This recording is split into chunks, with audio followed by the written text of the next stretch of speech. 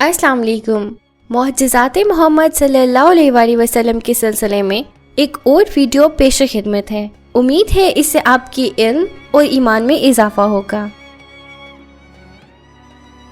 غزوہ تبوک سے واپسی پر سرور کونین صلی اللہ علیہ وآلہ وسلم جماعت صحابہ رضی اللہ تعالیٰ عنہ کے ہمراہ ایک پہاڑی راستے سے گزر رہے تھے۔ منافقین اسی موقع کے طاق میں تھے۔ یہ لوگ بھی شریک سفر تھے۔ انہوں نے آپ صلی اللہ علیہ وآلہ وسلم کو ایک گھاٹی سے نیچے گرا کر شہید کرنے کی ناپاک سازش تیار کی تھی۔ جب رسول اکرم صلی اللہ علیہ وآلہ وسلم اس گھاٹی پر پہنچے تو سازش کرنے والے منافقین بھی اپنے ناپاک ارادوں کی تکمیل کے لیے آپ صلی اللہ علیہ وآلہ وسلم کے ساتھ ساتھ چلنے کی کوشش کرنے لگے، مگر اللہ تعالیٰ نے آپ صلی اللہ علیہ وآلہ وسلم کو پہلے ہی ان ظالموں کی سازش سے آگاہ کر دیا تھا۔ چنانچہ آپ صلی اللہ علیہ وآلہ وسلم نے سب لوگوں کو حکم دیا کہ وہ گھاٹی سے گزرنے کے بجائے وادی کے درمیان کے آسان اور کشادہ راستے سے گزر جائیں۔ لوگوں کو اس راستے پر جانے کا حکم دے کر آپ صلی اللہ علیہ وآلہ وسلم خود اپنی اونٹنی پر سوار ہوئے اور گھاٹی کو عبور کرنے کے لیے روانہ ہو گئے۔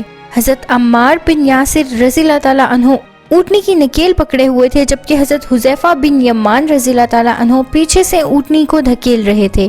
حضور اکرم صلی اللہ علیہ وآلہ وسلم ابھی گھاٹی کے درمیان میں پہنچے تھے کہ آپ نے دیکھا کہ منافقین کا گروہ پیچھے پیچھے چلا آ رہا ہے۔